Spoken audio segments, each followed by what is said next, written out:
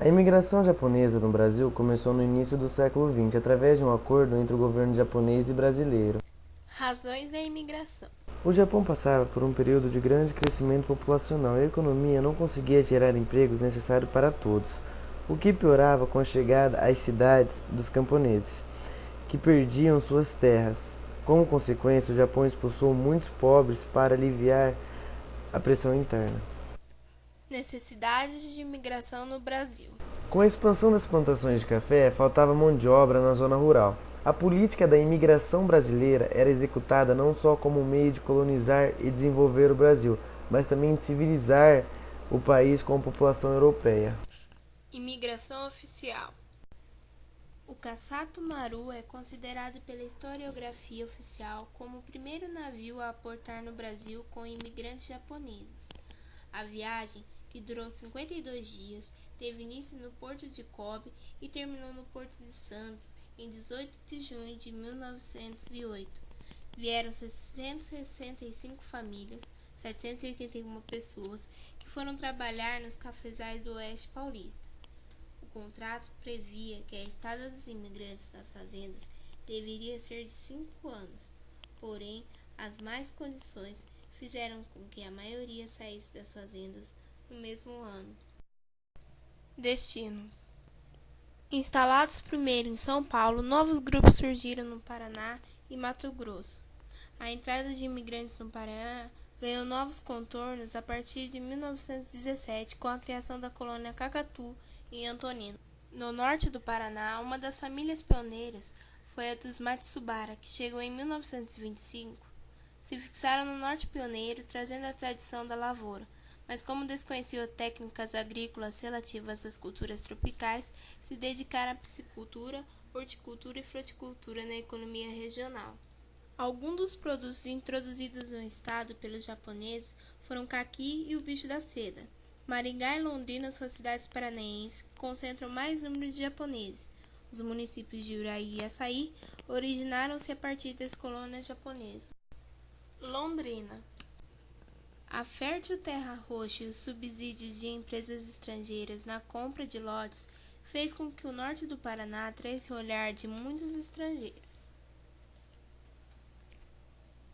Religião. Eram na sua maioria budistas e shintoístas.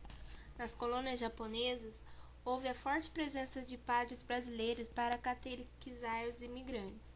O casamento com pessoas católicas também contribuiu para o crescimento dessa religião na comunidade nipo-brasileira. Festas. Matsuri Dance. O Londrina Matsuri Festival Japonês trata-se de uma forma de um festival interativo de música cantada instrumental com taiokos e danças, privilegiando com uma ampla área gastronômica. Comemora a chegada da primavera promovendo a cultura japonesa na cidade. A atração mais esperada é o Matsuri Dance. A dança desenvolvida pelo grupo Sansei é inspirado nos passos tradicionais do Bon Odori, ao ritmo das músicas dance pop atuais e algumas com marcação dos taiokos e tradicionais tambores japoneses. 100 anos da imigração japonesa. Imin 100.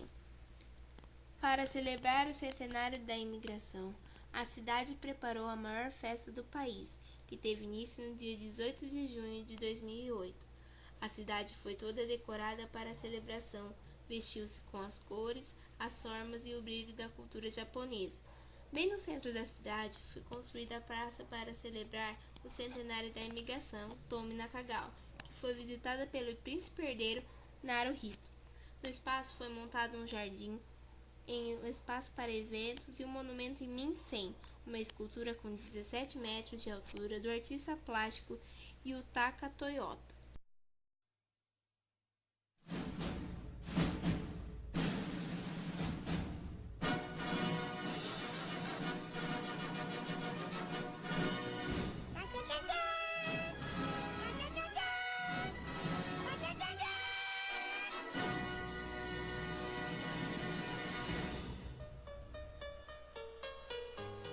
A Guerra do Contestado.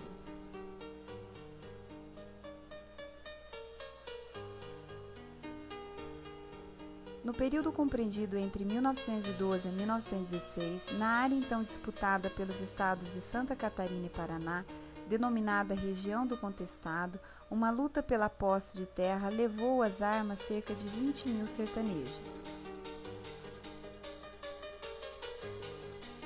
Revoltados com os governos estaduais que promoviam a concentração da terra nas mãos de poucos e com o governo federal, que concedeu uma extensa área já habitada à empresa norte-americana responsável pela construção da estrada de ferro São Paulo-Rio Grande do Sul no território. Os caboclos enfrentaram as forças militares dos dois estados e do Exército Nacional, encarregados da repressão. Liderados inicialmente por um monge peregrino que vivia curando e aconselhando os doentes da região. Um ano mais tarde, após sua morte, faria eclodir um movimento messiânico de crença na sua ressurreição e na instauração de um reinado de paz, justiça e fraternidade. Os revoltosos chegaram a controlar uma área de 28 mil quilômetros quadrados, com o propósito de garantir o direito à terra, combaterem a entrada do capital estrangeiro que explorava a madeira e vendia a terra a colonos imigrantes. A Guerra do Contestado, como ficou conhecido o episódio, terminou com o massacre e a rendição em massa dos sertanejos, que, embora tivessem se empolgado com as primeiras vitórias, não puderam resistir à superioridade bélica das forças repressivas. Além do fuzil, do canhão e da metralhadora, pela primeira vez na América Latina era usado a aviação com fins militares.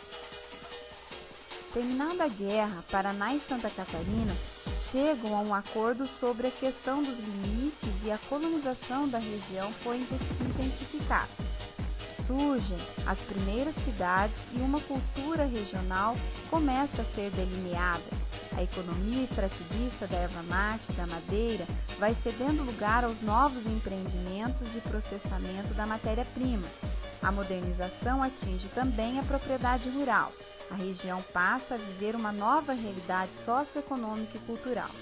O desenvolvimento, que acontece a passos largos, preserva, contudo, o espírito inconformista e empreendedor do homem do contestado, que venceu as adversidades de uma região inóspita e conflitante na luta por sua sobrevivência e na busca dos seus direitos.